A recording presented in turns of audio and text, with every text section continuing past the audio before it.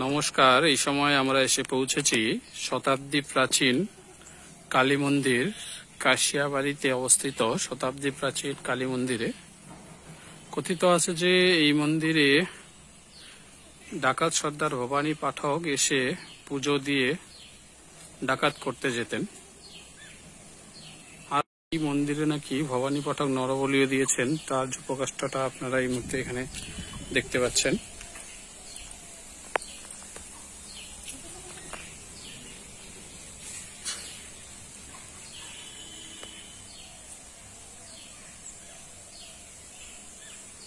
জীর্ণদশা এই মন্দিরে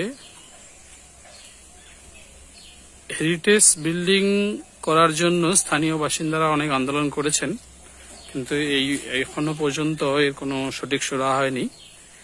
এই মন্দিরটি শতাব্দী প্রাচীন, প্রায় 100 বছর পার হয়ে গিয়েছে। এর বর্তমানের অবস্থা খুব শোচনীয় হয়ে রয়েছেন। যে কোনো মুহূর্তে এই মন্দির ভেঙে পড়ে যেতে পারে। স্থানীয় প্রশাসনের এ বিষয়ে দৃষ্টি নিক্ষেপ করা প্রয়োজন, যাতে এই হেরিটেজ মন্দিরটি একটু সংরক্ষণ করা হয়।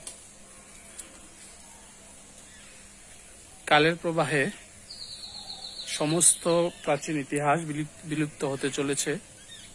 কাশিয়াবাড়িতে এই শতাব্দী প্রাচীন মন্দিরও প্রায় বিলুপ্তি হওয়ার পথে।